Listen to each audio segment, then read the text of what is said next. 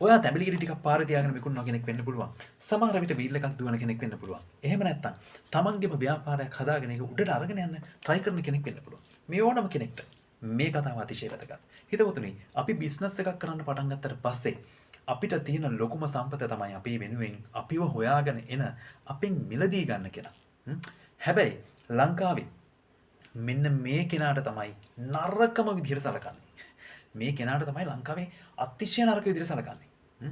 දෙන්න පුළුවන් උපරිම සර්විස් එක දෙන්න පුළුවන්කම තියෙද්දි හොඳ ප්‍රොඩක්ට් එකක් ඔයා ළඟ තියෙද්දි ඇයි තව චුට්ටක් මහන්සි වෙලා ඔයාගේ සම්පූර්ණ මහන්සිය 100ක් නම් ඒ 100න් තව 5ක් මහන්සි වෙලා ඒන පුජ්‍යලයට හොඳ මතක හිටින සැලකුමක් දෙන්නේ නැත්තේ.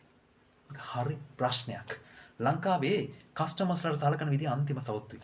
ඒ නිසාම ඔයාට පුළුවන් නම් ඔයාගේ බිස්නස් එක ඇතුලේ ක්ලයන්ට් එහෙම නැත්නම් ඔයාගේ කස්ටමර්ට හොඳ සැලකීමක් දෙන්න. මේක සර්විස් එකක් කියන්නේ නේද මම සැලකීමක් කියන හේතුවක් තියෙනවා. සර්විස් එකක් කියන එක හරියට නිකන් ආටිෆිෂල් වැඩක්. ඒක ඩිෆයින් කරලා තියෙන එක කලින් කියලා තියෙන අපි මෙන්න මෙහෙම කරනවා කස්ටමර්ෙන්දි මෙහෙම hina වෙනවා. එයාට මෙන්න මේ වචනේ පෙළේ කියලා කතා කරනවා. හොඳයි ඒකත් හොඳයි. හැබැයි මේක හදවතින් කරන දෙයක් වෙන්න ඕනේ. මොකද මේක ඔයාගේ ව්‍යාපාරය. ඉතින් මේක හදවතින් කරන දෙයක් වුණාම ඒක කස්ටමර්ට දැනෙනවා හිතවතුනි. ඔය කෝල් සෙන්ටර්ස් වලට කෝල් කරාම අපිට තේරෙනවනේ. ඒ අදාළ පුද්ගලයා කතා කරන්නේ හරි හොඳ වචන ඕ මහත්මයා කියන්න මහත්මයා. ඒ වුණාට ඔයාට තේරෙන ඔයා කතා කරන ඔයාගේ ප්‍රශ්නේ එයාට හරි ඇණයක් වෙලා තියෙන්නේ. එයා කතා කරන විදිහෙන් ඒක අපිට තේරෙනවා. ටෝන් එකෙන් අපිට තේරෙනවා. ඒ කතාවේ පාවිච්චි කරන විදිහෙන් අපිට තේරෙනවා. මේක සාමාන්‍ය වෙලාවටත් අදාළයි. ඒ නිසා ඔයාගේ ව්‍යාපාරයට එන කස්ටමර්ට ඔයා සලකන විදිය මේ ලංකාව ඇතුලේ ව්‍යාපාරය උඩට අරගෙන යන්න පුළුවන් හොඳම ක්‍රමවේදය. මොකද 100ක් ගත්තොත් 100 දෙනාම මේකම ගාරිනවා. ඔයා ඒ වැඩේ හරියට කරොත් ඔයා අනිත් හැමෝටම වඩා ඉස්සරහින් ඉන්නවා. සමහරට ඕන තරම් බිස්නස් තියනවා වෙන්න පුළුවන්. ගොඩාක් බිස්නස් තියන අයත් මේ වැඩේ කරනවා. මට ඕන තරම් බිස්නස් තියන ප්‍රශ්නයක් නෑ. මම ඔය එක එක්කෙනාට දෙකට නැවෙන්න ඕනේ. වගේ හැඟීමකින් කටයුතු කරන ව්‍යාපාරිකයොත් අපි දැකලා තියෙනවා. මේ පොඩි මට්ටමේ ව්‍යාපාරිකයෝ.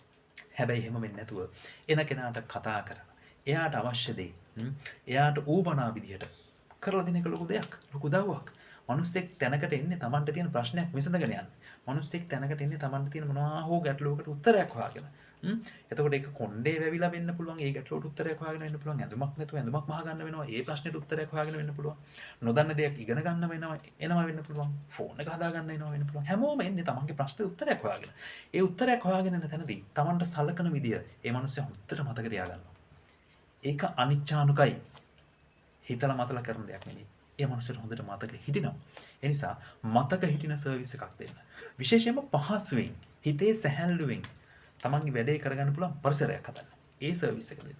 ඔයාලගේ ප්‍රොඩක්ට් එක එයා හොයාගෙන යන එක නැත්තම් ඒක ගන්න පුළුවන් තැනකට එයා යොමු කරන්න. එයා ඒක මතක තියාගන්නවා. ඊළඟ දවසේ දෙන්න ඔයා හොයාගෙන මේක බොහොම වටින පුරුද්දක්. අපි හැමෝම අතහැරලා දාලා දෙන්න පුරුද්දක්. ලංකාවේ කස්ටමර් සර්විස් එක ඉහළටම අරගෙන යනවා නම් ඔයාගේ ව්‍යාපාරය ඇතුලේ ඔයා බොහොම ඉස්සරහට ගමන් කරනවා කියන එක මතක තියාගන්න. අත්දැකීම් තියෙනවා නම් කමෙන්ට් එකක් දාන්න. චෑ.